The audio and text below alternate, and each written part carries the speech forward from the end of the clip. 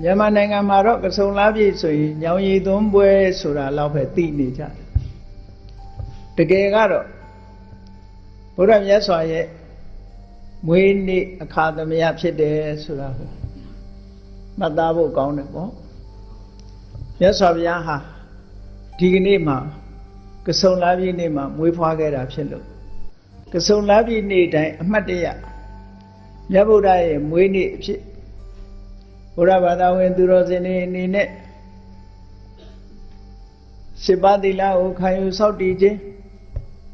မြတ်စွာဘုရားဟောကြားတဲ့တရားဓမ္မတွေကိုလိုက်နာကျင့်သုံးခြင်းဖြင့်ဘုရားမြတ်စွာကိုပူဇော်တာဟာပန်းရည်ချမ်းစီမီပန်းတို့တဲ့ပူဇော်တာတဲ့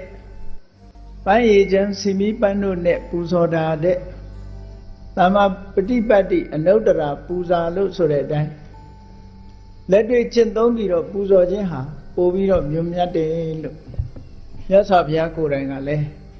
အင်မတန်မှချီးမွမ်းတယ်ဒါကြောင့်မို့အမတ်တရကစုံလားပြီဆိုလို့ရှိရင်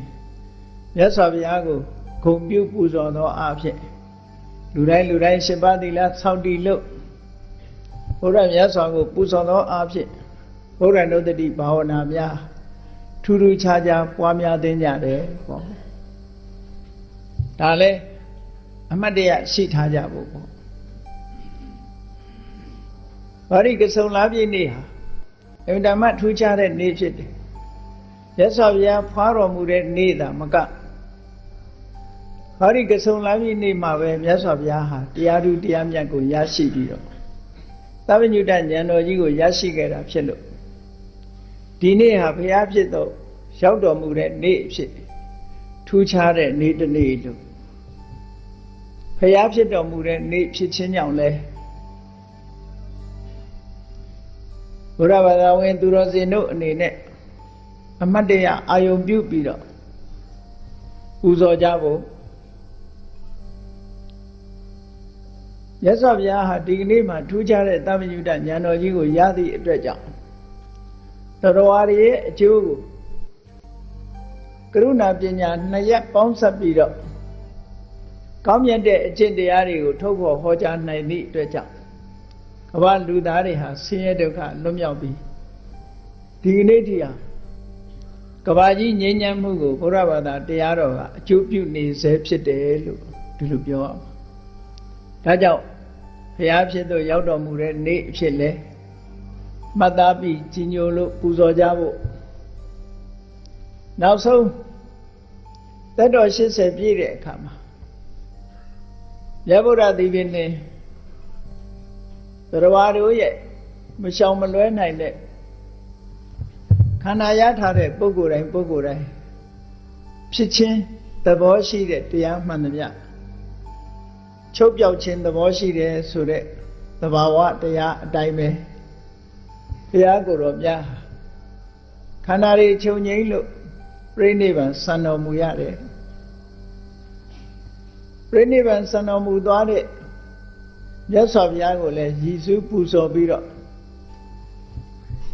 ပုဂ္ဂိုလ်သူမြတ်ကြီးလောကကြီးမှာပေါ်ထွန်းပြီးတော့မှန်ကန်တဲ့တရားဓမ္မတွေကိုဟောပြောသွားတာနောက်ဆုံးမှာမှန်ကန်တဲ့တရားတွေကိုလူသားတွေရဲ့ယင်တဲ့နှလုံးထဲမှာထည့်ထားခဲ့ပြီးတော့ပြိဋိဘံစံသွားရတယ်ကောင်းကင်ကနေမင်းကြီးဟာလောကဓာတ်အလုံးကိုအလင်းရောင်ပေးပြီးနောက်ဆုံးအချိန်ရောက်တဲ့အခါကျတော့အထတောင်ဆုံးကိုပျောက်ကွယ်ဝင်ရောက်သွားပြီးတကယ်တော့မြတ်စွာဘုရားသခင်ကိုရောမြတ်ဟာလည်းလောကလူသားတွေကိုအလင်းရောင်ပေးပြီးတော့သင်္ခါရတို့ရဲ့သဘောတရားအရာချုပ်ငြိမ်းကွယ်ပြောက်သွားကြရတယ်ဒါကိုလည်းပဲအမတ်တရားအနေနဲ့ဘုန်းကြီးတို့တပည့်မှတ်သားပြီးတော့မြတ်စွာဘုရားကိုပူဇော်ကြဖို့ပေါ့ဒါကြောင့်မို့ဒီကစုံလားပြည့်နေ့ဟာအင်မတန်မှထူးခြားတဲ့နေ့ဖြစ်သောကြောင့်မြတ်စွာဘုရားသတင်း300ညောင်ပင်လေးပရိဘောဂစေတီဖြစ်တဲ့ညောင်ပင်လေးသတင်း3ယုံညောင်ပင်လေးမှာဘောဓိပင်လေးမှာညောင်ရည်လေး3ယုံနဲ့မလုံလောက်သေးဘူးမြတ်စွာဘုရားဖွားတော်မူတဲ့နေ့အဖြစ်လဲမှတ်သားဖို့လိုအပ်တယ် ဘုရားပွင့်တော်မူတဲ့နေ့အဖြစ်လဲမှတ်သားဖို့လိုအပ်တယ်ဘုရားပြိဋိဘံဆံတော်မူတဲ့နေ့အဖြစ်လဲမှတ်သားဖို့လိုအပ်တယ်မှတ်သားပြီးအမြဲတမ်းထူးခြားမြင့်မြတ်တဲ့ပုဂ္ဂိုလ်သူမြတ်ကြီးကိုမြင့်မြတ်သောအကျင့်တွေကိုကျင့်ကြံကြိုးကုအားထုတ်ခြင်းဖြင့်ပူဇော်ကြရမှာဒါကြောင့်မို့ဒီကနေ့ဤဌာနမှာကဆုံလပြည့်နေ့အမှတ်တရဗုဒ္ဓကိုဂုဏ်ပြုပူဇော်သောအားဖြင့်ဓမ္မသဘင်ကိုဆင်ရင်ကျင့်ပနေကြတာဖြစ်တယ်ပေါ့ဒါဟာပန်းရည်ချမ်းစီမီပန်းတို့တဲ့စီမီတို့နဲ့ပူဇော်တာတဲ့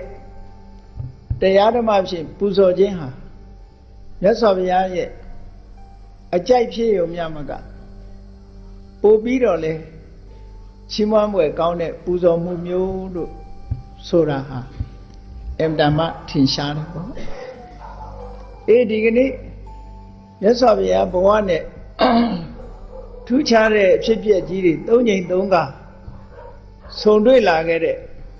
ကဆုံလပြည့်နေ့အမတ်တရမြတ်ဗုဒ္ဓကဘာစကားတွေမိန့်ကြားခဲ့ဘူးတော့မြတ်ဗုဒ္ဓမိန့်ကြားတဲ့စကားတွေမြောက်များစွာရှိတဲ့ထဲကဆုံလပြည့်နေ့နဲ့သက်ဆိုင်တဲ့စကား၃ခုလောက်ကိုဒီကနေ့မှတ်သားနာယူပြီးရာသက်ပံမိမိတို့ယင်တဲ့နှလုံးထဲမှာသိမ်းထားပြီးမြတ်စွာဘုရားကိုမျက်နှိုးကြဖို့ပူဇော်ကြဖို့ပါကောင်းပြီမြတ်စွာဘုရားသခင်ကိုရောမြတ်ရဲ့ဘုရားအလောင်းတော်လေးဟာဒီကနေ့ကနေစပြီးတော့ပြန်လီရေတွက်ကြည့်မယ်ဆိုလို့ရှိရင်အခုနှစ်ပေါင်း2500နော်နှစ်ပေါင်း2500ရှိတယ်အဲ့ဒီနှစ်ပေါင်း2500အခုနှစ်ပေါင်းသာသနာတော်နှစ်2556ဆိုတာမြတ်စွာဘုရားပြိဋိဘံဆံတဲ့နှစ်ကိုမှတ်တမ်းတင်ထားတာဘုရားပြိဋိဘံဆံသွားတဲ့နှစ်ဟာနှစ်ပေါင်း2556နှစ်ဒီကနေ့56နှစ်ကုန်ဆုံးလို့လက်ဖြင့်ငါကြလို့ရှိရင်နှစ်ပေါင်း2559ကိုရောက်မယ်ကဆုံလာပြီကျော်တရက်နေ့ဆိုရင်သာသနာတော်နှစ်ဆိုတာပြောင်းလဲသွားမယ်ဆိုတာသတိထားဖို့နှစ်ပေါင်း2556နှစ်ကုန်ဆုံးပြီးတော့မြတ်စွာဘုရားပြိဋိဘံဆံခဲ့တဲ့နှစ်တွေဟာဝေးပြီးတော့သွားလိုက်တာလက်ဖြင့်ကဆိုလို့ရှိရင်နှစ်ပေါင်း2559ဖြစ်ပြီလို့ဒီလိုပြောရမှာပေါ့အဲ့တော့အဲ့ဒီထက်မဲ့ဒီနေ့နှစ်ပေါင်း2556ထဲမှာအနှစ်80မြတ်စွာဘုရားရဲ့ဘဝတက်တော်80ဆိုအနှစ်80ထည့်ပြီးတော့ပေါင်းလိုက်မယ်ဆိုလို့ရှိရင်နှစ်ပေါင်း2636အဲ့ဒါဟာဘုရားမြတ်စွာမွေးနေ့နှစ်အကြာဟာနှစ်ပေါင်း2636နှစ်မြောက်ကမွေးခဲ့တာလို့ဒီလိုပြောလို့ရတယ်ပေါ့အကယ်၍သာတက်တန်းရှိမယ်ဆိုလို့ရှိရင်မြတ်စွာဘုရားရဲ့တက်တော်ဟာနှစ်ပေါင်း2636နှစ်ရှိပြီလို့ဒီလိုဆိုရမှာနော်အဲ့တော့မြတ်စွာဘုရားရဲ့လူဘဝရရှိလာတဲ့နှစ်ဟာအမှန်တမ်းကြာညောင်းလာခဲ့ပြီအဲ့ဒီနှစ်ပေါင်း2636နှစ်မြောက်ပြန်ပြီးတော့ရေတွက်လိုက်တဲ့အခါဒီကနေ့ခေတ်နီပေါနိုင်ငံရှေးတုန်းကတော့နီပေါနိုင်ငံဆိုတာမရှိသေးဘူးတက္ကတိုင်းကပိလဝမြို့တော်မှာသောတရဏမင်းကြီးနဲ့မာယာဒေဝီဆိုတဲ့မိဖုရားကြီးတို့ကနေပြီးတော့သားတော်လေးတစ်ပါးဖွာတန်းဆင်ခဲ့တယ်ဖွာတဲ့အခါမှာနန်းတော်ပေါ်မှာမွေးဖွာတာမဟုတ်ဘူးအမြဲတမ်းထူးခြားတဲ့အတိတ်နိမိတ်နဲ့မွေးဖွာကနီးမှာမေတော်မိဖုရားကြီးရဲ့စိတ်ဟာနန်းတော်ပေါ်မှာမနေတော့ပဲနဲ့ မိဘရဲ့တိုင်းပြည်ဖြစ်တဲ့မြို့တော်ဖြစ်တဲ့ဒေဝတဟကိုအသွားအဗဒံတာယာလှပတဲ့လုံမိနီဥယျာဉ်ကြီးထဲမှာခိတ္တခဏဝင်ရောက်နားနေတဲ့အချိန်လောဘနီအင်းကြီးမန်းတွေကထူးထူးဆန်းဆန်းနဲ့ကဆုံလာပြည့်နေ့မှာပွင့်နေကြတယ်အဲ့ဒါလို့ပွင့်နေတဲ့အချိန်လောဘနီအင်ဂျင်မန်တပွင့်ကိုလှမ်းကင်တဲ့ခုစွတ်မလို့လှမ်းကင်လိုက်တဲ့အချိန်လေးမှာပဲဘုရားအလောင်းတော်လေးဖွားမြင်လာခဲ့တာတဲ့တစ်ပင်အောက်မှာဘုရားအလောင်းတော်လေးဟာဖွားမြင်လာခဲ့တာအဲ့တော့ဖွားမြင်လာတဲ့အခါတာမန်သူ့လိုကိုလိုမွေးဖွားတာလားလို့ဆိုတော့မဟုတ်ဘူးလောကမှာဒီကနေ့ခေတ်မိခင်တွေကသာသမီမွေးဖွားတဲ့အခါမှာအိပ်ရဖြစ်စေထိုင်ရဖြစ်စေမွေးဖွားကြတယ်ဘုရားလောင်းရဲ့မေတော်ကြီးကတော့မတ်တရရဲ့သားလေးကိုဖွားသန်းစင်တယ်ပေါ့အဲ့ဒီလိုမွေးဖွားတဲ့အခါမှာလည်းပဲဘုရားလောင်းတော်လေးရဲ့မွေးဖွားမှုဟာအလွန်ပဲလွယ်လွယ်ကူကူမွေးဖွားခြင်းဖြစ်တယ်ဥပမာပေးထားတဲ့စကားလေးဟာဓမ္မဂတိကပုဂ္ဂိုလ်တရားဟောပြီးလို့ပလင်ပေါ်ကဆင်းတယ်လို့ပဲတဲ့မိခင်ဝမ်းရဲ့အပြင်ဘက်ကိုဆင်းသက်လာခဲ့တယ်လို့ဒီလိုပြောတာပေါ့နော်အဲ့တော့ဒီလိုပြောတဲ့အခါမှာမြန်မာတွေပြောလို့ရှိတယ်ညာတော့အဖြစ်သာသမီတွေမွေးဖွားတဲ့အခါမှာခေါင်းကနေစပြီးတော့ဖွားတာများတယ်ခြေကဖွားတဲ့ပုဂ္ဂိုလ်ကြတော့အနှိတ်ကောင်းတယ်လို့ဆိုပဲနော်သူကနှိတ်ပေးလို့ရှိရင်ယောဂဝေဒနာတွေပျောက်တယ်ခြေကစဖွားအဲ့တော့ဘုရားလောင်းလေးဟာပလင်မော်ကဆင်းကြွတယ်လို့ဖွားတာဖြစ်သောကြောင့်ခြေကနေစဖွားတယ်လို့ဒီလိုပြောရမှာပေါ့ခြေတော့ကနေမိခင်ဝမ်းကအရင်ကျွတ်ပြီးတော့မတ်တက်ကလေးမွေးဖွားလာတယ်အဲ့ဒီလိုမွေးဖွားလာတဲ့အခါမှာအောက်ကိုမကြရလေအောင်နတ်တွေကအလောင်းတော်လေးကိုလှမ်းပြီးတော့မချီကြတယ်ပြီးတော့မှလူတွေကမချီကြတယ်နတ်တွေမချီတာတော့ဘယ်သူမှမြင်ရတာမဟုတ်ဘူးလူတွေမချီတဲ့အခါကျမှသာမြင်ကြရတယ်ပေါ့အဲ့ဒါလို့ဘုရားအလောင်းလေးဟာမိခင်ဝမ်းကခုလိုကဆုံလာပြီးနေကြီးမှာမွေးဖွားလာပြီးတဲ့အချိန်မြောက်အရက်ကိုမျက်နှာမူးပြီးတော့ခုနှစ်ဘွားလှမ်းကြွတယ်ခုနှစ်ဘွားလှမ်းလိုက်တယ်ကိုလလည်း10လဘွားဆိုတော့သူများတဲ့ပို့ပြီးတော့မိခင်ဝမ်းထဲမှာ10လတိတိနေတာဖြစ်သောကြောင့်ခန္ဓာကိုယ်ရဲ့ကြမ်းမှန်ကြန့်ခိုင်မှုဆိုတာလဲရရှိတာအခုခေတ်ကလေးတွေကတော့မကြန့်ခိုင်တာဘာလို့တော့ဆို9လတို့10လတို့ဖွားကြတာဟုတ်အဲ့တော့ဘုရားလောင်းကြတော့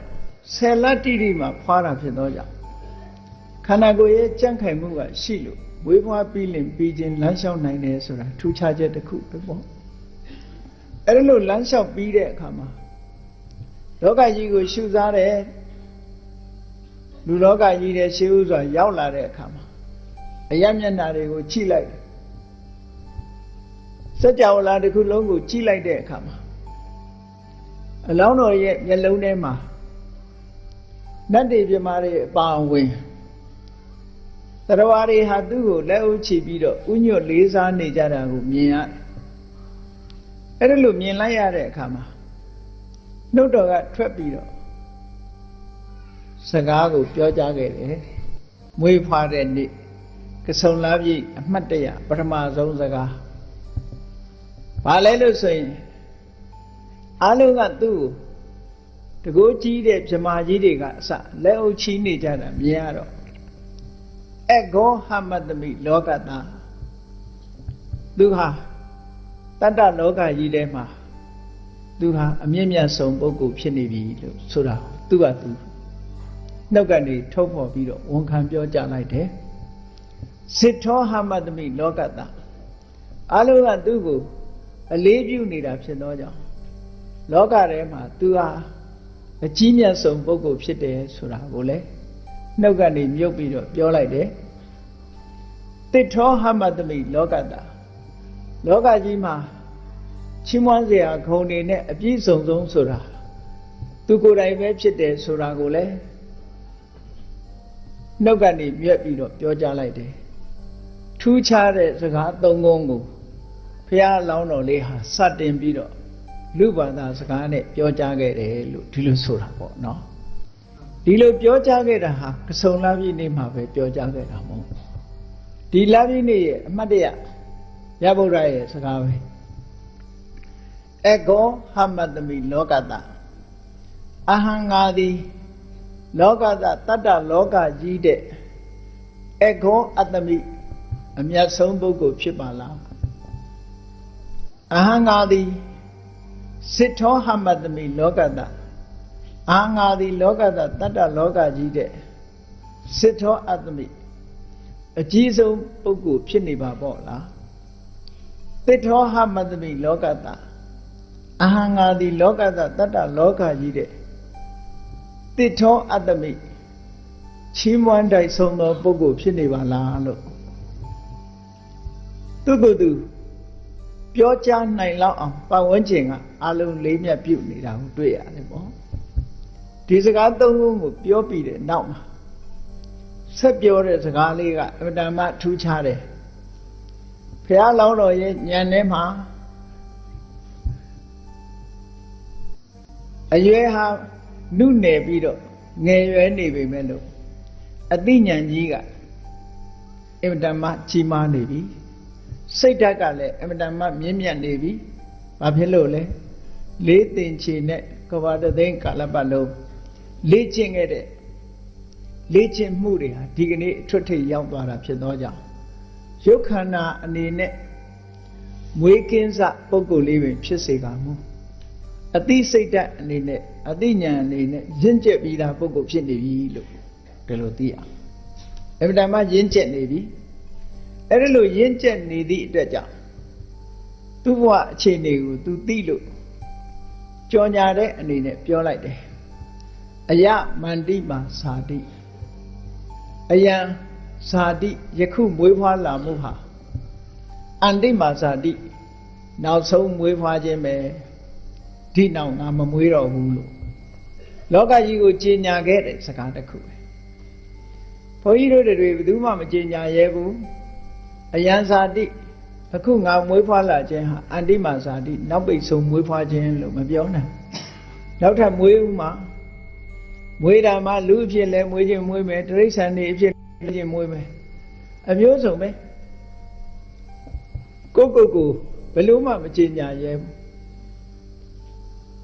အသိဉာဏ်ရင့်ကျက်နေတဲ့ဘုရားအလောင်းဟာသူ့ကိုယ်သူကြေညာလိုက်တယ်အယံဇာတိယခုမွေးဖွားလာမှုဟာအန္တိမာဇာတိနောက်ပိတ်ဆုံးမွေးဖွားလာမှုပဲဖြစ်တယ်နောက်ထပ်သူမမွေးတော့ဘူးဆိုတာကိုရှင်းရှင်းလင်းလင်းထပ်ပြီးတော့ပြောလိုက်တယ်နတ္ထိဓာနိပုဏ္ဏဘောယခုအခါမှာဆိုရင်ငါမှာပုဏ္ဏဘဝဆိုတဲ့နောက်ထပ်ဘဝတစ်ခုဘယ်တော့မှမရှိတော့ဘူးလို့ဒီလိုခြေညာပြီးတော့ကလေးအရွယ်နဲ့မလိုက်အောင်ပြောကြားလိုက်တဲ့စကားတွေကအင်မတန်မှထက်မြက်ပြီးတော့အင်မတန်မှအဆင့်တန်းမြင့်ခဲ့တဲ့စကားတွေကိုဘုရားလောင်းတော်လေးဟာပြောကြားရတာဖြစ်တယ်ကြိုတင်ပြီးတော့ဘာကြောင့်သိနေတုံးဆိုလို့ရှိရင်အသိဉာဏ်ကရင့်ကျက်နေလို့သိတာဒါမျိုးကဖြစ်နိုင်လားလို့ဆိုဖြစ်နိုင်တာပေါ့ခဏခေတ်မှာတောင်တခါတရံကြားကြတယ်မဟုတ်လားစနေသားအရွယ်လေးကတက္ကသိုလ်ကသင်္ချာတပုတ်ကိုတွက်ပြနိုင်တယ်ဆိုတာမျိုးလို့ပေါ့ပညာဉာဏ်ရင့်ကျက်နေပြီဆိုလို့ရှိရင်တော့ဒါတွေဟာသိစွမ်းနိုင်တယ်ပေါ့ရုပ်ခန္ဓာအနေနဲ့နုနယ်ပြီးတော့အခုမှမွေးကင်းစားလေးဖြစ်ပေမဲ့လို့အသိဉာဏ်အနေနဲ့ကအလုံးကိုရင့်ကျက်ပြီးမြင်မာနေတယ်ဒါကအသိဉာဏ်အရာသာဖြစ်တယ်ရုပ်နဲ့မဆိုင်ဘူးနန္တရားရဲ့ရင့်ကျက်မှုဟာ အထွတ်ထိပ်ကိုရောက်နေတယ်ဘုန်းကြီးတို့တွေလည်းဒီဘဝမှာအသိဉာဏ်နဲ့ရင့်ကျက်အောင်လေ့ကျင့်သွားကြမယ်ဆိုလို့ရှိရင်ဓမ္မပဂတိတာဝကအနေနဲ့ဖရာတဆူနဲ့တွေ့မယ်ဆိုလို့ရှိရင်ဝိသခါတို့လို9နှစ်အရွယ်လေးနဲ့ပဲသောတာပန်ဖြစ်သွားတာမျိုးဆိုတာဖြစ်နိုင်တာပေါ့။ဘာဖြစ်လို့တော့ဆိုအသိဉာဏ်ကရင့်ကျက်နေလို့ရုပ်ခန္ဓာနုနယ်ပေမဲ့လို့အသိဉာဏ်ရင့်ကျက်နေပြီဆိုရင်ဒီအခြေအနေမျိုးကိုရောက်ရှိနိုင်တယ်။ဒါကြောင့်ရုပ်ခန္ဓာကိုယ်ကြီးကိုသိပြီးတော့အလေးထားကြမလို့ဘူး။ကျမ်းစာမှာရှိနေရင်ပြီးပြီအသိဉာဏ်နဲ့ရင့်ကျက်အောင်ကြိုးစားနေဖို့လိုတယ်။အသိဉာဏ်နဲ့ဖွံ့ဖြိုးတိုးတက်နေအောင်နေ့စဉ်နဲ့အမျှပညာတွေကိုစီးပူးအားထုတ်နေဖို့လိုအပ်တယ်။ပညာရခြင်းဘာလို့อ่ะနေ့စဉ်နဲ့အမျှတရားဓမ္မတွေနာလို့ဘုရားဟောကြားတဲ့တရားစာအုပ်တွေကိုဖတ်ကြားလို့မသိတာတွေကိုမေးမြန်းစူးစမ်းလို့ဆင်ញင်သုံးသပ်လို့ဒီလိုလုပ်မယ်ဆိုလို့ရှိရင်အသိဉာဏ်တွေဟာတစရတစမှားလာကြမှာပဲဖြစ်တယ်ဟောအကယ်၍သာအသိဉာဏ်တွေမြင်မအောင်မကြိုးစားကြဘူးဆိုလို့ရှိရင်အစာတွေသာစားလို့ကောင်းတာတွေသာရွေးချယ်စားရင်ခန္ဓာကိုယ်ကြီးကဝိတ်တွေသာတက်လာမယ်ဉာဏ်ကတော့တက်လာမှာမဟုတ်ဘူးမြတ်စွာဘုရားကတခါအမိန့်ရှိဘူးတဲ့လေအပတုတယံပုရိသောဗလိဘဒောဝစီရတိမန္တာနိတတ္တဝဋ္ဌန္တိပညာတတ္တနဝတ္တိတဲ့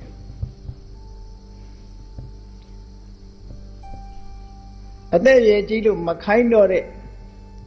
နွားကြီးတကောင်တောထဲမှာလွတ်ထားလို့ရှိရင်အဲ့ဒီနွားကြီးဟာမြက်တွေခြုံနေစားရင်နဲ့ဝါဖြိုးနေတယ်အဲ့ဒါလိုပဲတဲ့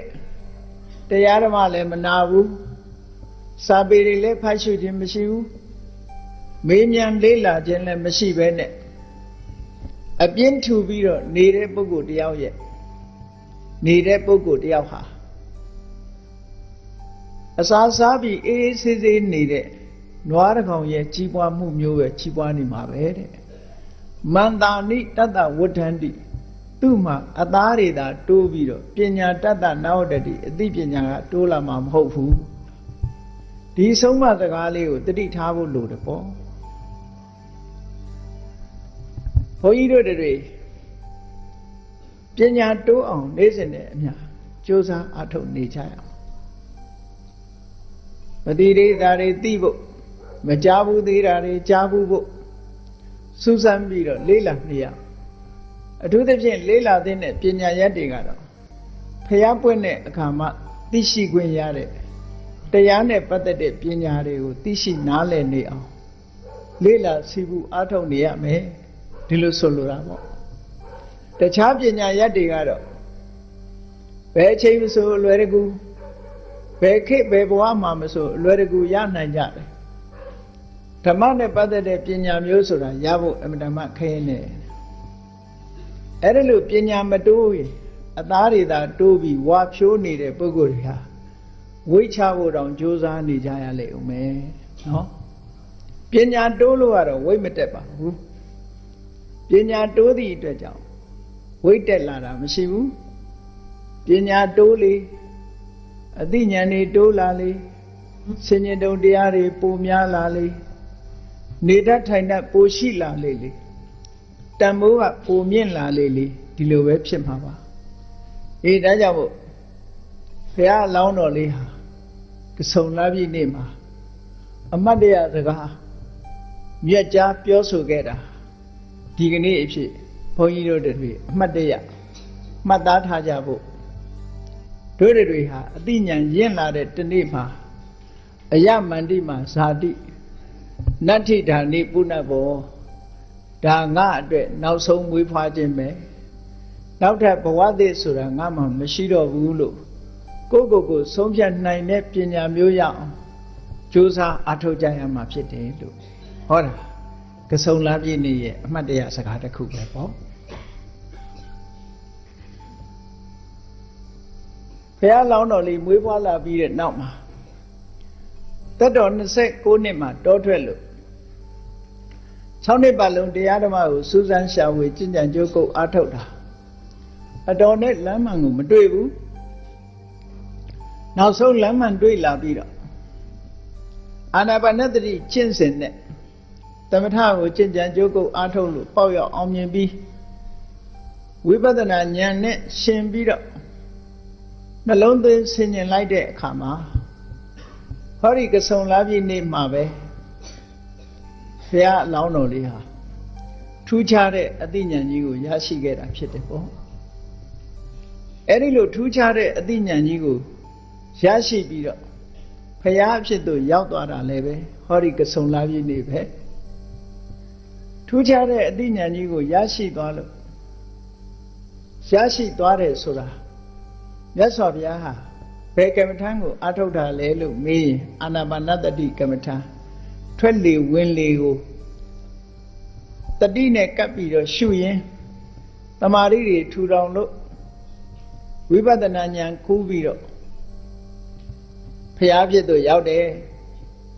ဘုရားဖြစ်သို့ရောက်တဲ့အခါမှာသောတာပန်မဖြစ်ဘဲနဲ့ဘုရားတန်းဖြစ်တာလားလို့ဆိုဒီလိုတော့မဟုတ်ဘူးတရားအထုတ်ရင်ကနေပြီးတော့ဇန်၄ပါးအစဉ်စဉ်တက်ပြီးနောက်ဆုံးမှာဇန်၄ပါးမှာရှိတဲ့ယုံ nant ဓမ္မသင်္ခါရတွေကိုရှုမှတ်ဆင်ခြင်ပွားများခြင်းဖြင့်ဝိပဿနာဉာဏ်သက်ဝင်လာတဲ့အခါမှာပထမဒိဋ္ဌိဝိသိကိစ္စကိုဖယ်ရှားနိုင်တဲ့သောတာပတ္တိမဲ့သောတာပတ္တိဖို့ကိုရပြီးဒုတိယကာမရာဂနဲ့ဗျာပါဒကိုလျှော့ချနိုင်တဲ့သဂါရဂါမိမဲ့သဂါရဂါမိဖို့ကိုရတတိယကာမရာဂနဲ့ဗျာပါဒကိုလုံးဝဖယ်ရှားပြစ်နိုင်တဲ့အနာဂါမိမဲ့နဲ့အနာဂါမိဖို့ကိုရစတုထကြတော့ကိလေသာတွေအလုံးဖယ်ရှင်းလို့အဝိဇ္ဇာဆိုတဲ့အမှောင်ကင်းသွားတဲ့ရတ္တမေရတ္တဖို့ဆိုတဲ့ဉာဏ်အလင်းကိုနောက်ဆုံးရလိုက်တဲ့အချိန်လေးမှာသဗ္ဗညုတဉာဏ်ဆိုတဲ့ဂုံတုဝိသေတာကြီးလည်းပါလာတယ်အရတ္တမေရတဲ့ပုဂ္ဂိုလ်တိုင်းပုဂ္ဂိုလ်တိုင်းဂုံတုဝိသေတာပါတာမဟုတ်ဘူးတချို့ယဟနာပုဂ္ဂိုလ်တွေဟာအရတ္တမေရတ္တဖို့ကိုသာရတယ်တခြားထူးခြားတဲ့ဉာဏ်ဉာဏ်တွေမရဘူးမြတ်စွာဘုရားမှာတော့ဘုရားကိုယ်တော်မြတ်တည်ရနိုင်တဲ့ဂုံတုဝိသေတာတွေတသဗလဉာဏ်တို့ဝေဒာရိဇဉာဏ်တို့ဘယ်သူနဲ့မှမဆက်ဆံတဲ့အတ္တတရဏဉာဏ်တို့ဆိုတာဘုရားရှင်ကိုယ်တော်မြတ်တည်ရနိုင်တဲ့ဉာဏ်ကြီးအလုံးဟာအရတ္တပဲရလိုက်တာနဲ့တပြိုင်နက်အကုန်လုံးတပါးတည်းပါတယ်ထင်ရှားအောင်ပြောရမယ်ဆိုရင်ဆယ်တန်းအောင်နာခြင်းတူပေမဲ့လို့ဒီပါတဲ့လူနဲ့မပါတဲ့လူကွာသေးတာပဲပေါ့မြတ်စွာဘုရားဟာဒီဂရီတွေအကုန်ရလိုက်တယ်လို့ဒီလိုဆိုလိုတာပဲပိစိကဗုဒ္ဓကျတော့ပိစိကဘောဓိဉာဏ်ပါလာတယ်ရတာတော့အရတ္တမေရတ္တဖို့ပဲအရတ္တမေကမှကိလေသာအလုံးကိုဖယ်ရှားနိုင်တာရှင်သာရိပုတ္တရာတို့ရှင်မမောဂ္ဂလန်တို့ဟာလည်းပဲထို့တူပဲအရတ္တမေရတ္တဖို့ရလိုက်တာနဲ့တပြိုင်နက်အရတ္တမေရလိုက်တာနဲ့ဧကတာဝကတွေရနိုင်တဲ့ဉာဏ်ဉာဏ်စွမ်းအစွမ်းတတ္တိတွေအကုန်ပါသွားတယ်တာမန်ယဟန်တော်တွေကြတော့တချို့ကြတော့ဝိဇ္ဇာ3ပါးဆိုတာပါတယ်တချို့ကြတော့အဘိညာဉ်6ပါးဆိုတာပါတယ်တချို့ကြတော့ဘာမှမပါဘူးအရတ္တမေပဲရတယ်အရတ္တမေကထုတ်လုပ်တဲ့အရတ္တဖို့မြတာရယဟန္တာလို့ခေါ်ရယုံပဲဂုဏဝိသေသမရှိတဲ့ယဟန္တာပုဂ္ဂိုလ်တွေလည်းရှိတာပဲအရေးကြီးတာတော့အရတ္တမေရဖို့ကအရေးကြီးတယ်ပေါ့အဲ့ဒါလို့မြတ်စွာဘုရားကြတော့အရတ္တမေရလိုက်တာနဲ့တပြိုင်နက်သဗ္ဗညုတဉာဏ်စာဆိုတဲ့ဗုဒ္ဓရဲ့အရည်ချင်းတွေအလုံးပြည့်ပြည့်စုံစွာရသွားတယ်ဟောဒီကဆုံလာပြည့်နေ့မှာဘုရားအဖြစ်သို့ရောက်သွားတယ်ပေါ့အဲ့ဒီမှာဘုရားဖြစ်သို့ရောက်ခဲ့တဲ့ဒီကနေ့ပြန်ပြောမယ်ဆိုလို့ရှိရင်နှစ်ပေါင်း2500 90နဲ့တနှစ်ရှိပေါ့အဲ့ဒီမှာအရတ္တမေရလို့ဘုရားဖြစ်တဲ့အခါမှာ မြတ်စွာဘုရားရဲ့နှုတ်တော်ကထုတ်ဖော်ပြီးတော့ပထမဆုံးပြောတဲ့စကားဟာဘာလဲရလိုက်လို့ဝမ်းပန်းတတာလေးသိညင်တဲ့ကဘာတသိန်းကာလပတ်လုံးပါရမီတွေဖြည့်ဆည်းလာခဲ့တာနော်ခေတံလက်ချေမျက်လုံးအသက်ဆုံးလျက်နှလုံးစိတ်ဝမ်းကိုယ်တော်ဤပင်မခြင်းတို့ဆိုတဲ့အတိုင်းဘဝတဏ္ဍာမှာမိမိရဲ့ခန္ဓာကိုယ်မှာရှိတဲ့အသားတွေအသွေးတွေမျက်လုံးတွေနှလုံးသားတွေဆုံးရှုံးခံပြီးတော့ပါရမီတော်တွေဖြည့်ရှင်းလာခဲ့တာအခုဘုရားဖြစ်သူရောက်တယ်သဗ္ဗညုတဉာဏ်ကြီးကိုရလိုက်တဲ့အခါမှာဘုရားမှာဘာရတယ်ဆိုတာကိုသူပြောတယ်အဲ့ဒီမှာပထမဆုံးဥရန်ကျူတဲ့စကားကိုအလုံးဗုဒ္ဓဘာသာဝင်သူတော်စင်တွေကြားဘူးနေကြတဲ့စကားတစ်ခုပဲအိမ်မှာကိုးကွယ်တဲ့ဗုဒ္ဓရုပ်ပွားတော်တွေကိုသံဃာတော်တွေကိုပင့်ပြီးတော့အနေကစားတင်တယ်ဆိုတာအဲ့ဒီမြတ်စွာဘုရားကဆုံလပြည့်နေ့မှာဘုရားဖြစ်လင်ဖြစ်ချင်းဥရန်ကျူခဲ့တဲ့စကားပဲဒါလည်းကဆုံလပြည့်နေ့အမှတ်တရမြတ်ဗုဒ္ဓ၏စကားတစ်ခုပဲပေါ့အဲ့ဒီစကားကအတိတ်ပဲအမြဲတမ်းရှင်းရှင်းလေးရဲ့ဘုရားဖြစ်သူရောက်တဲ့အခါမှာဘာကစပြောလိုက်တာတော့ဆိုအနေကဇာတိတန္တာရံတန္တာဝိတ္တံအနေဘိတံကာကရံခဝေတန္တောဒုက္ခဇာတိပုဏ္ဏပုဏ္ဏတန်တရားထဲမှာသူဖြစ်ခဲ့ရပုံကိုခြုံငုံသုံးသပ်ပြတယ်အနေကဇာတိတန္တာရံတန္တာဝိတ္တံဘဝပေါင်းမြောက်များစွာတဘဝကနေတဘဝဒီဘဝကသေပြီးနောက်ဘဝမှာမွေးပြန်တယ်ဒီဘဝကသေပြီးနောက်ဘဝမွေးပြန်တယ်အဲ့ဒါကိုတဘဝကတဘဝပြေးသွားနေရတယ်လို့ဒီလိုတင်စားပြီးတော့သုံးတာအမှန်ကတော့ပြေးနေတာတော့မဟုတ်ဘူးပေါ့ဘဝတစ်ခုအဆုံးသတ်သွားလိုက်နောက်ဘဝတစ်ခုပေါ်လာလိုက်ဘဝတစ်ခုအဆုံးသတ်သွားလိုက်နောက်ဘဝတစ်ခုပေါ်လာလိုက်အဲ့ဒီလိုဘဝပေါင်းဟာမရေမတွက်နိုင်အောင်အလွန်များခဲ့တယ်ဒါဟုတ်အနေကဇာတိတန္တာရံလှည့်လည်ပြီးတော့ဖြစ်နေတဲ့ဘဝတွေအများကြီးတန္တာဝိတ္တမယမနာခဏနားအောင်မယ်ဆိုလို့မရဘူးသေးသေးချင်းနောက်ဘဝရောက်သွားပြန်ပြီဒီဘဝသေလိုက်တာနဲ့နောက်ဘဝမွေးပြန်ပြီအဲ့ဒီလိုဘဝတစ်ခုကနေဘဝတစ်ခုကူးပြောင်းပြီးတော့တန်တရားကျင်လည်ခဲ့ရတယ်တဲ့ဒါဖြင့်တန်တရားကြီးထဲမှာဘာဖြစ်လို့အခုလိုတန်တရားဘဝမြောင်များစွာ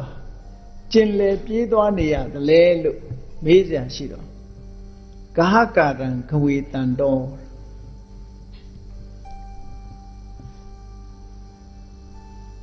တန္တာဝိတ္တံအနေဘိတံဂဟကာရံခဝေတန္တောအခုလိုဘဝတစ်ခုဘဝတစ်ခုရလာတယ်ဆိုရင်ခန္ဓာကိုယ်တွေရလာခန္ဓာကိုယ်ကိုအိမ်နဲ့တင်စားလိုက်တယ်ခွေးဘဝဆိုခွေးခန္ဓာခွေးခန္ဓာအိမ်ပေါ့လူဘဝဆိုလူခန္ဓာအိမ်ပေါ့နွားဘဝဆိုနွားခန္ဓာအိမ်ခန္ဓာအိမ်ကြီးတွေကလည်းအမျိုးမျိုးဒီဇိုင်းမျိုးမျိုးနဲ့ထုတ်တယ်နော်ဒီဇိုင်းကလည်းတစ်ခုနဲ့တစ်ခုတူတာမဟုတ်ဘူးဂျိုပါတဲ့အခါပါလိုက်မပါတဲ့အခါမပါလိုက်ဂျိုတောင်မှအရှိတူပါသေးတယ်နော်နှစ်ဖူးပေါ်ဂျိုပေါက်တာရှိသေးတယ်ဘယ်အခါနှစ်ဖူးပေါ်ဂျိုပေါက်ကြက်ဖြစ်တဲ့အခါကျနှစ်ဖူးပေါ်ဂျိုပေါက်နော်နှာခေါင်းပေါ်ဂျိုပေါက်တာဆင်ကြီးဖြစ်တဲ့အခါကျလည်းနှာခေါင်းကြီးကအရှိကြီးဖြစ်လာပြန်ရောအဲ့ဒါလိုဘဝမှာဒီဇိုင်းအမျိုးမျိုးနဲ့နော်ဒီဇိုင်းအမျိုးမျိုးနဲ့ဒီလိုဖြစ်နေတာဟာဘာကြောင့်ဖြစ်တာတုံးလို့ဆိုဒီခန္ဓာအိမ်ကြီးကိုဘယ်သူကဒီဇိုင်းထုတ်ပြီးတော့ဆောက်နေတာတုံးလို့စဉ်းစားတော့လည်းပဲအဖြေမထုတ်နိုင်ခဲ့ဘူးတဲ့အသိဉာဏ်မရခဲ့ဘူးဟုတ်တယ်အဖြေမထုတ်နိုင်လို့ဘုန်းကြီးတို့တွေဟာဒီဘဝကတည်းကနောက်ဘဝမှာဒီဇိုင်းတစ်မျိုးနဲ့ပေါ်လာအောင်မှာပဲမပေါ်ဘူးလို့မဆိုနိုင်ဘူးကံဆိုတဲ့ဒီဇိုင်နာကဆွဲပေးထားတဲ့အတိုင်းနောက်ထပ်ပုံတစ်ခုတော့ပေါ်လာအောင်ပါပဲလူဘဝရောက်တဲ့အခါလဲအသားမဲမဲနဲ့ပေါ်ခြင်းပေါ်လာတယ်အသားဖြူဖြူနဲ့ပေါ်ခြင်းပေါ်အယုတ်ဆိုးကြီးတန်တဲ့ပုံနဲ့လည်းပေါ်ခြင်းပေါ်လာတာ ရုပ်ချောတဲ့ပုံနဲ့လည်းပေါ်ခြင်းပေါ်လာအမျိုးကိုစုံတာရလာတဲ့ဘဝလေးကိုတခါဒီဇိုင်းမျိုးမျိုးထပ်ပညာသေးတာနော်စပင်းအနက်ကလေးပေးလိုက်ရင်မကျေနပ်နိုင်တော့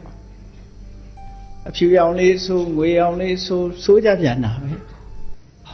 အဲ့တော့ကိုကထပ်ဆင့်ပြီးတော့ဒီဇိုင်းတွေထွင်းနေကြတာပေါ့အဲ့ဒါလို့ဘဝဟာဘယ်သူကဒီဒီဇိုင်းတွေထုတ်နေတာတော့လို့စဉ်းစားကြည့်လိုက်လို့ရှင်ဩတဏှာကထုတ်နေတာပဲအခုဘဝလည်းပဲဒီဇိုင်းမျိုးမျိုးပြင်းနေကြတာဘယ်သူကထုတ်တာတော့ဆိုလှခြင်းပခြင်းတဲ့စိတ်ကထုတ်နေတာပဲလေလှခြင်းပခြင်းတဲ့ဆိုတာတဏှာပဲလေအမျိုးမျိုးပြင်းနေကြတာတန်တရားမှာလည်းအဲ့ဒီတိုင်ပဲဂဟကာရံဂဝေတံတော့ဒီဇိုင်းထုတ်ပြီးတော့ခန္ဓာကိုယ်တွေအမျိုးမျိုးဖန်တီးနေတာဘယ်သူတုံးလို့ရှာတဲ့အခါမှာအနိဗ္ဗိတံသူ့ကိုရှာလို့မတွေ့ဘူးတဲ့ဘယ်သူလုံနေမှမသိဘူးတဲ့ဘယ်သူလုံနေမှမသိလို့တန်တရားထဲမှာဒီတိုင်းပဲငုံခံခဲ့ရတာနှစ်ပေါင်းများစွာဘဝပေါင်းများစွာတဲ့ဒါဖေကအမှတ်တရပြောတဲ့စကားတစ်ခုဘုန်းကြီးတို့တွေလည်းဆင်ញင်ကြည့်ငါဒီဇိုင်းဘယ်သူထုတ်နေတာတော့ဒီလိုဒီဇိုင်းနဲ့ဘယ်နှဘဝသွားရပြီတော့ရသော်ဗျာအနာမတဲကတုတ်မှာဟောထားသလိုကိုမျက်စိအောင်တိရစ္ဆာန်နေမြင်ငါလည်းဒီဒီဇိုင်းမျိုးတွေရခဲ့ဘူးတာပဲလို့အောက်မေ့ပြီးတော့နော်ဝက်မြင်စားဖို့ရမအောက်မေ့လိမ့်နဲ့ငါလည်းဒီဒီဇိုင်းမျိုးရခဲ့တာပဲလို့ပြောကြက်မြင်လည်းဒီဒီဇိုင်းမျိုးတွေငါဖြစ်ခဲ့တာပဲလို့ဒီလိုနှလုံးသွင်းအဲ့ဒီမှာဒီဒီဇိုင်းတွေဘယ်သူထုတ်နေတာတော့အိမ်ဘယ်သူဆောက်တာတော့လို့ရှာဖွေလိုက်တဲ့အခါရှာလို့မတွေ့ဘူးတဲ့ဒါဖြင့်ဘာလို့ဒုက္ခခံရှားနေတာတော့လို့မေးလို့ရှိရင်ဒုက္ခဇာတိပုဏ္ဏပုဏ္ဏအကြောင်းများစကားလေးอ่ะဇာတိပုဏ္ဏပုဏ္ဏထပ်တယ်လဲလဲဘဝမှာပြန်မွေးခြင်းဟာဒုက္ခပြီးတော့ဒုက္ခရောက်တယ်မသက်သာဘူးဟုတ်တာပဲမွေးရတယ်ဆိုပဲသက်သာမလဲနော်လူဘဝမွေးတဲ့အခါမှာမိခင်ရဲ့ဝမ်းထဲမှာကိုလလွယ်လို့ဒီလိုနေရတော့ဆင်းရဲမယ်ဆိုတော့စဉ်းစားကြည့်ပေါ့ကြက်တို့ဘာတို့ကြတော့ဥထဲမှာတစ်ခါနေရတယ်ဗိုက်ထဲကဥလေးဥချလိုက်တဲ့အခါအပြင်မဲ့ရောက်တော့တစ်ခါနေရပြန်တယ်နှစ်ထပ်ကွမ်းထောင်ချခံရတယ်ပေါ့ဒီလိုဆိုတာပါ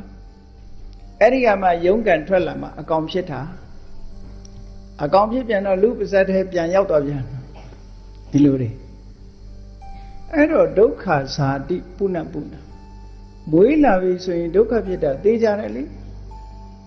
ဘုန်းကြီးတို့တွေခေါင်းကိုက်ရတာနဲ့သွားကိုက်ရတာနဲ့နားကိုက်ရတာနဲ့ဖြားရတာနဲ့နားရတာနဲ့ဆေးရုံဆေးကန်းသွားတာဘာဖြစ်လို့မွေးလာလို့ဖြစ်တာလေအဲ့ဒါတွေဒုက္ခတွေအမြဲတမ်းများတယ်လို့ဘုရားဒီလိုသုံးသပ်ပြတာနော်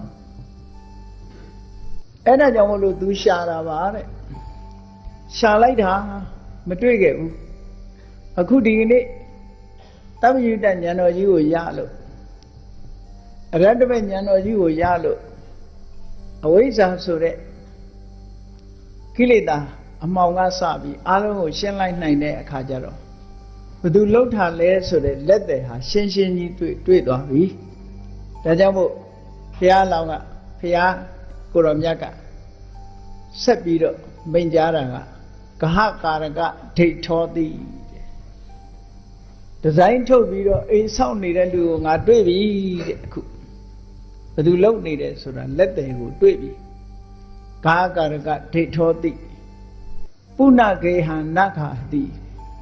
နောက်ထပ်ဆောက်ခွင့်မပေးတော့ဘူးတဲ့ဘယ်သူလုံနေတယ်ဆိုတာသိရင်သူ့ကိုဖယ်ရှားတော့မယ်နောက်ထပ်ဆောက်ခွင့်မရတော့ဘူး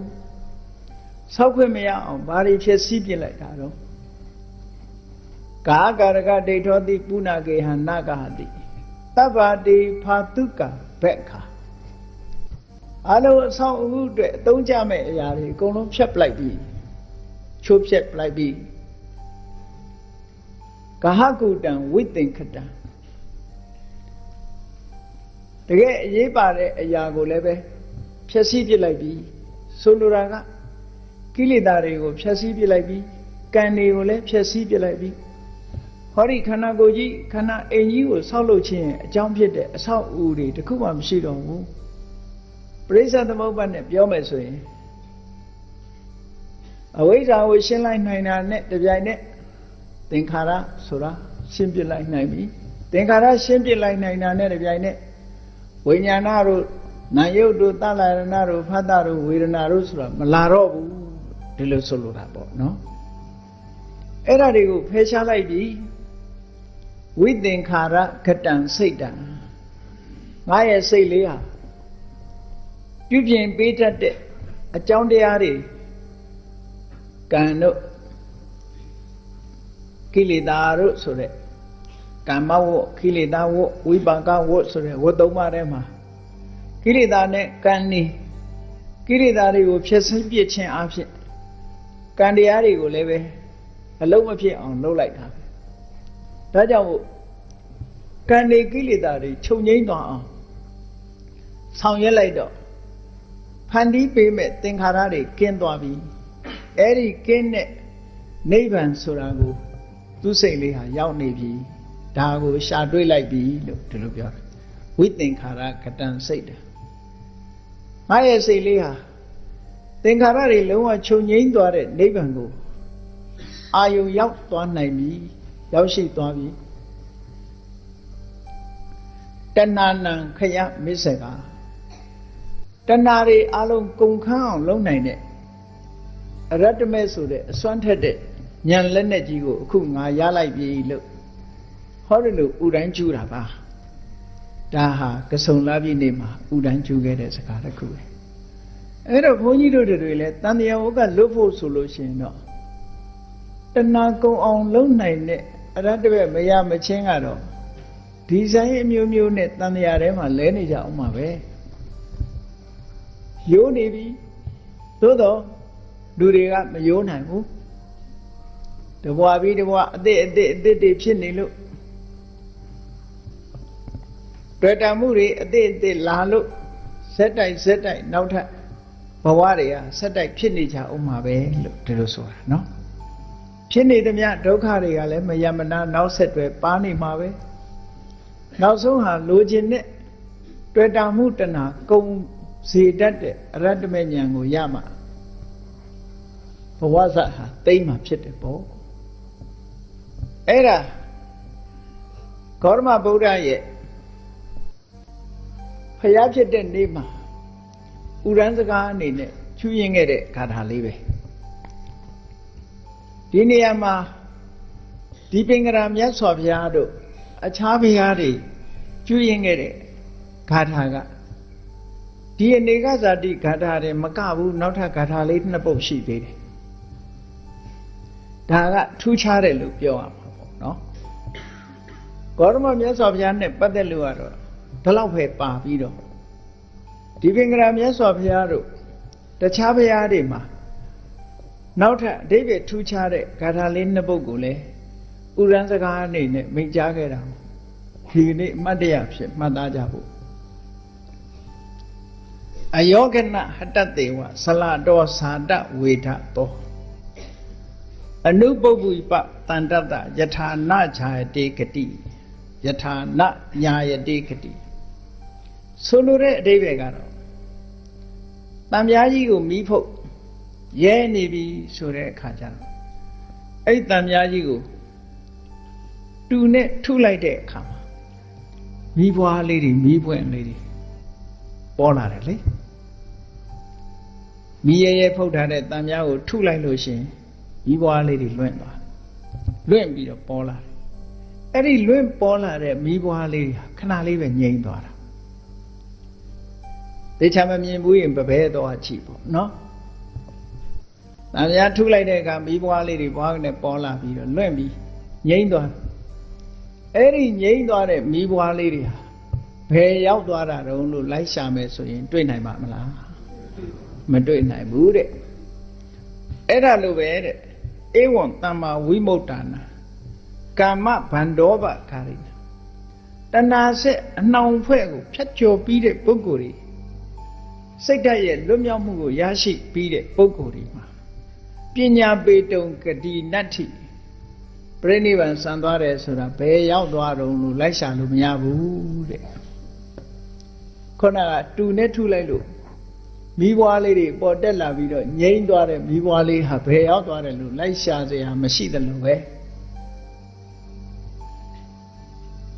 ကိလေသာတွေကလွတ်မြောက်သွားတဲ့စိတ်သက်ရှိတဲ့ယဟန္တာပုဂ္ဂိုလ်ရဲ့ဘဝဘယ်ရောက်သွားတယ်ဆိုတာရှာလို့မတွေ့ပါဘူးတဲ့ပညာပေတုံဂတိနတ္ထိပတ္တနာအစလံဒုက္ခဘယ်တော့မှရိပ်လှုပ်ရှားပြောင်းလဲခြင်းမရှိတဲ့ချမ်းသာဒုက္ခကိုနိဗ္ဗာန်ချမ်းသာကိုရရှိပြီးတဲ့ပုဂ္ဂိုလ်ဟာဘယ်ကိုရောက်သွားတယ်ဆိုတာသူ့ဘဝလိုက်ရှာလို့မရဘူးတဲ့နော်အများကတော့နိဗ္ဗာန်ကိုမျက်မှောက်ပြုသွားတယ်ဆိုတော့နိဗ္ဗာန်ဟာဘုံကြီးလို့အောက်မေ့တခြားဘာသာတွေမှာလည်းဘုံကြီးတွေပဲလေဘုရားသခင်နေတဲ့မဟုတ်မနာမတရားကောင်းကင်ဘုံကြီးကိုလက်ညှိုးထိုးပြီးတော့ပြောနေကြတာအဲ့ဒီကောင်းကင်ဘုံကြီးအခုအိုဆုံးလွှာတွေပေါက်နေတော့ပိုးတောင်ပူလေဦးမယ်နော်အောက်မြေပြင်ကလူတွေတောင်တော်ပူနေတာအဲ့ဒီမှာယန္နာပုဂ္ဂိုလ်တွေကိလေသာအလုံးကလွတ်မြောက်သွားတဲ့ပုဂ္ဂိုလ်ရဲ့လာယာဂတိဆိုတာမသိနိုင်တော့ပါဘူးလို့ဒီအိဗယ်ရှိတဲ့ခါတာနှစ်ပုဂ္ဂိုလ်ပါရှေးဖျားတွေကြထည့်သွင်းပြီးတော့ပြောကြလို့ဖြည့်ဆွက်ပြီးတော့မှတ်သားလို့ရတာပေါ့နော်အဲ့ဒါဟာကဆုံလားပြည့်ရဲ့အမတ်တရစကားတစ်ခုပဲနောက်တစ်ခါမြတ်စွာဘုရားတရားဓမ္မလဲဟောပြောလို့သက်တော်80အရွယ်ရောက်တဲ့အခါခန္ဓာကိုယ်ကြီးကမခိုင်မြဲတော့ဘူးအင်အားတွေရောကြလာလို့နောက်ဆုံးမှာကုသိဏယုံအင်းကြီးမင်းတို့ရဲ့အကြားမှာပြိဋိဘံဆံတော်မူတော့မယ်ကဆုံလပြည့်နေ့မှာမြတ်စွာဘုရားရဲ့အလောင်းတော်မြတ်စွာဘုရားကိုတော်မြတ်ပါဝါမျိုးကစုံဒဆိုတဲ့ဗရိန်ဆရာကတ်လိုက်တဲ့သူကရမတ္တဝလို့ခေါ်တဲ့ဝက်ပြူသားလို့လည်းပြောတယ်တချို့ကလည်းမှုတစ်မျိုးလို့လည်းပြောတယ်တချို့ကလည်းမြတ်စွာဘုရားအာမပြတ်အောင်လို့ရတယနာဆေးကိုဖော်ဆက်ပြီးတော့ပေးတယ်လို့လည်းဆိုတယ်အဲ့ဒီသူကရမတ္တဝဆိုတာဘုရားအတွက်တည်တံ့ချက်ပြုတ်ထားတဲ့ဟင်းတစ်ခွက်လိုပဲဆိုကြပါစို့မြတ်စွာဘုရားကိုအထူးစီမံချက်ပြုတ်ပြီးတော့စုံနာကဟောဒီကဆုံလာပြည်နေမှာကတ်လိုက်တာမြတ်စွာဘုရားဟာဒီဆွမ်းကိုဖုံးမေးပြီးတဲ့အချိန်မှာပဲဆွမ်းကြောင့်ဖြစ်တာမဟုတ်ဘူးယောဂါကဒီဆွမ်းမစားလည်းပဲဒီယောဂါဖြစ်မှာဆွမ်းစားသည့်အတွက်ကြောင့်ဖြစ်တာမဟုတ်ဘူးအဲ့ဒီဆွမ်းဖုံးမေးပြီးတဲ့အချိန်မှာဘာဖြစ်လာတော့ဆိုသွေးဝမ်းသွားတဲ့ယောဂါဖြစ်ပေါ်လာတယ်ဒီဆွမ်းကြောင့်မို့လို့သွေးဝမ်းသွားပြီမဲ့လို့အားတွေဟာပြိုလဲပြီးတော့မသွားနိုင်ပဲမသွားပဲနဲ့ကုသိဏယုံရောက်အောင်ခီးဆက်နိုင်တယ်ပေါ့ဒီလိုဆုံးလို့တာနော်အဲ့ဒါအဓိပ္ပာယ်အမှတ်မှတ်တတ်တယ်အနုဘဆိုရင်စုံနာဆိုတဲ့လူဆွမ်းချက်တာဝက်သားကမလက်ဆက်လို့မြတ်စွာဘုရားဝန်းလျှောတယ်လို့ဒီလိုအောင်းမိတ်နေကြအချို့อ่ะစုံနာပဲပြစ်တင်ရမလို့ဖြစ်တယ်မဟုတ်ဘူးစုံနာကတ်လိုက်တဲ့ဆွမ်းကြောင့်မို့လို့မြတ်စွာဘုရားဝေးလံတဲ့ခရီးကိုခြေကျင်ကြွနိုင်သေးတာ25ချိန်လမ်းမှာနာပြီးတော့ကုသိဏယုံထီအောင်ကြွတာဘာကြောင့်အပင်မန်းခံပြီးတော့ကြွနေတာတုံးလို့ဆိုသူပတ္တဆိုတဲ့ပြပိုက်ကြီးနဲ့တွေ့ဖို့ကြွတာနောက်ဆုံးတရားဟောဖို့ရှိတယ်လေမြတ်စွာဘုရားကကရုဏာအမတန်မှကြီးမားတော်မူတယ်တနာတယ်သူပတ္တကြီးဟာဒီတစ်ခါမမိလိုက်ဘူးဆိုရင်နောက်ထပ်ဘုရားမိဖို့သူခက်သွားလိုက်လူဆိုတာသိစီသေးကြတာမဟုတ်ဘူးလေဒီဘဝလူကောင်းဖြစ်ပေမဲ့နောက်ဘဝကောင်းချင်မှကောင်းတာအဲ့ဒါကြောင့်မို့လို့မြေထားတို့သင်္ဘောတို့ယထာသင်္ဘောကိုဟာစောဆိုတာလို့နော်နောက်ကြရင်ကြံရင်မှာပဲအဲ့တော့သူပတ္တကြီးမိဖို့ဆိုပြီးတော့မြတ်စွာဘုရားအားခဲပြီးတော့ကုသိဏယုံကြွတာကဆုံလာပြည့်နေပဲအဲ့ဒီကြွရင်းနဲ့မဟာသုတသနာသုတ်တန်ကြီးကိုဟောလိုက်သေးတယ်ရှင်အနန္ဒာကိုမှားစရာစကားတွေလည်းမှားတယ် အဲ့ဒီမှာတဲ့စကားတွေထဲမှာကဆုံလားပြည့်အမှတ်တရထဲမှာရှင်အနန္ဒကိုမှာခဲ့တဲ့စကားလေးတစ်ခုကလည်းမှတ်သားเสียရပဲဘယ်လိုမှာခဲ့တာတုံးလို့ဆိုရင်အာနန္ဒတဲ့ငါမရှိတော့တဲ့နောက်ငါဟောခဲ့တဲ့ဓမ္မငါပြညတ်ခဲ့တဲ့ဆုံးမခဲ့တဲ့ဝိနည်းဒီဓမ္မနဲ့ဝိနည်းဟာမင်းတို့ရဲ့ဆရာပဲလို့ဘုရားမရှိတဲ့နောက်ဓမ္မဝိနည်းအတိုင်းနေကြလို့ဒီလိုဆိုလိုတာနော်ဒါကြောင့်မို့လို့မြတ်စွာဘုရားမရှိတော့ပေမဲ့ဘုရားတရားတွေရှိနေလို့ရှိရင်ဘုန်းကြီးတို့တွေဟာဘုရားတရားတော်အတိုင်းကျင့်ကြံကြိုးကိုအားထုတ်နေထိုင်ခြင်းဖြင့်လိုအပ်တဲ့အကျိုးကျေးဇူးတွေကိုရရှိနိုင်ပါတယ်လို့ဒီလိုဆိုတာပေါ့နော်ကဆုံလပြည့်နေ့မှာပဲမြတ်စွာဘုရားဒီစကားမိန့်ကြားတယ်နောက်ဆုံးရှင်အာနန္ဒာနဲ့ယဟန္တာငါတွေကိုနောက်ဆုံးမိန့်ကြားလိုက်တဲ့စကားကတော့ဟန္တဒါနိဘိက္ခဝေအာမန္တယာမိဝောဟန္တာဆိုတာဒီစကားလုံးကစကားပြောဆိုမှုတွေကိုရပ်ဆိုင်တော့တဲ့အဓိပ္ပာယ်ပဲဗမာတွေဆိုလို့ရှိရင်စကားဖြတ်ရင်ဘယ်လိုလုပ်ကြတော့ကဲအလုံးရှိလို့သွားလိုက်အောင်မယ်ပေါ့နှုတ်ဆိုစကားကြောကရှင်းနေဥမှာဟုတ်နော်စကားလက်ဆောင်ကြနေပြီဆိုကဲလို့သာလာရင်သွားတော့မယ်ဆိုတော့သိချာအဲ့ဒါလိုပဲပါဠိစကားမှာဟန္တဆိုတာလေပြောလိုက်တာစကားကိုဆုံးသတ်ဖို့ပဲဒါနိဘိက္ခွေအာမန္တယာမိဝောငါအချင်းချုပ်မှာခဲ့မယ်တဲ့အချင်းချုပ်ခုငါပြောလိုက်မယ်တဲ့ဝယဓမ္မသင်္ခါရအကြောင်းတရားတွေကပေါင်းစပ်လို့ပြုပြင်ထားတဲ့တဘာဝတရားမှန်သမျှယုံ nant ဓမ္မသင်္ခါရမှန်သမျှဝယဓမ္မပျက်စီးခြင်းပြိုကွဲခြင်းသဘောရှိတယ်အကြောင်းတရားတွေပေါင်းစပ်ထားလို့လုတ်ကင်ထားတဲ့အရာမှန်သမျှဘယ်တော့မှမမြဲဘူးပျက်စီးမဲ့အနေထားရှိတယ်ဒါကိုတတိကြကြထားကြဖို့လို့ဆိုလိုတယ်နော်ဒီလိုတတိပေးပြီမဲ့လို့ငါမသေးသေးဘူးလို့ပဲအောင်းမိတ်နေကြတာလူတွေကနေ့စဉ်သေးနေတာတော့မမြင်ဘူးနော်တရေတဲ့တရေအိုးနေတာဒါတွေမမြင်ဘူးပြောင်းလဲမှုကနေ့စဉ်ရှိတယ်ပေါ့ပြောင်းလဲမှုကနေ့စဉ်ပြောင်းနေတာအဲ့ဒါမြတ်စွာဘုရားကဝေယဓမ္မသင်္ခါရသင်္ခါရတရားမှန်သမျှကုံဆုံးပျက်စီးခြင်းသဘောရှိတယ်ဘယ်တော့မှမြဲမှာမဟုတ်ဘူးဒါကြောင့်မလို့ရအပမဒေနတမ္ပါဒိဋ္ဌအဲ့ဒီမမြဲတဲ့သဘောကိုမပြတ်စဉ်းစားဆင်ခြင်ပြီးတတိကြီးစွာထားကြတဲ့ကာမဂုဏ်အာယုန်နေနဲ့မိမိမောမောမနေကြနဲ့ဘာလို့ရှိလို့ညာလို့ရှိလို့မသေးသေးဘူးနောက်နှစ်မှဆိုတာဒီမလုပ်ကြနဲ့လို့ပြောတာနော်အဲ့ဒါလို့မြတ်စွာဘုရားရဲ့ဒီကဆုံလားပြည့်နေ့မိန့်ကြားခဲ့တဲ့အမှတ်တရစကားဟာဝေယဓမ္မသင်္ခါရတဘာဝတရားကြီးတစ်ခုလုံးကိုရှင်းပြီးတော့ပြောလိုက်တာသင်္ခါရတရားမှန်သမျှအမြဲတမ်းယူရင်းပျက်စီးတဲ့သဘောရှိတယ်ဒါကြောင့်အပမဒေနတမ္ပါဒိဋ္ဌပြောစရာအာယုန်နဲ့မှစိတ်ကိုနှိမ့်မြုပ်ပြီးတော့မနေကြနဲ့တတိထားကြကိုလို့စရာတွေအများကြီးရှိတယ်အပမာဒဆိုတဲ့တတိတရားနဲ့ကိုလို့ရမယ့်ဟာတွေမမေ့နဲ့ဘာတွေလို့ရမှာပါလိမ့်လို့ဆိုရင်ဘုန်းကြီးတို့တွေတဏ္ဍမှာအကုသိုလ်တွေကတန်လန်းရှိတယ်ပေါ့နော်လူတိုင်းဟာတန်လန်းစနိုင်ခန္ဓာစတိုင်လိုပဲတန်လန်းဖြစ်နေတဲ့အကုန်လုံးဒိဋ္ဌိကလည်းတန်လန်းနော်ဝိသိကိစ္စကလည်းတန်လန်းအဲ့ဒီတန်လန်းနဲ့နေတာတွေကိုတတိထားကြဒါတွေလောက်အောင်မှဆိုတာရှိရမယ်နော်ဒါတော့တတိမရဘူးဒီပြင်လှုပ်လေးတွေလောက်အောင်မှတော့တတိရတယ်ပေါ့အဲ့တော့ဒီ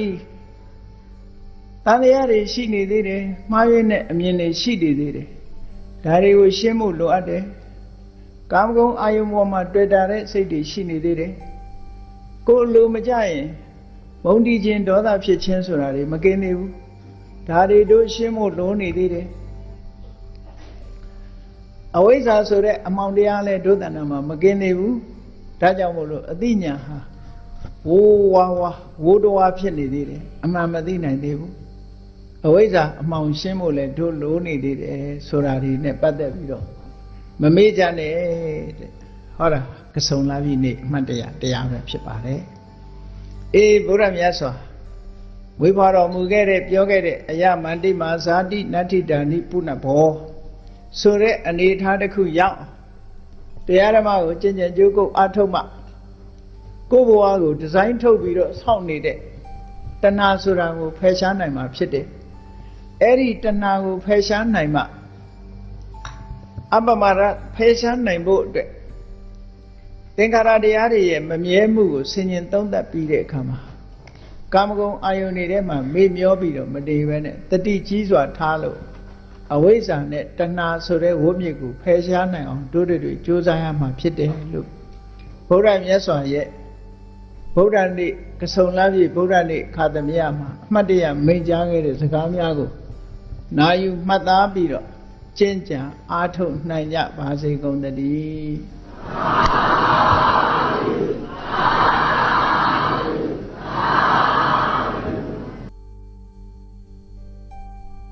ယခုတရားတော်ကိုနာယူကြည်ညိုခြင်းကြောင့်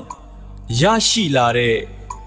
အားလုံးသောလူနတ်ဗျမဟာတတ္တဝအပေါင်းတို့အားအမျှပေးဝေပါ၏နောက်ထပ်တရားတော်မြတ်များစွာကိုလည်းဆက်လက်တင်ဆက်ပေးသွားမှာမို့ကျွန်ုပ်ရဲ့ channel လေးကို subscribe လုပ်ထားဖို့ဖိတ်ခေါ်အပ်ပါတယ်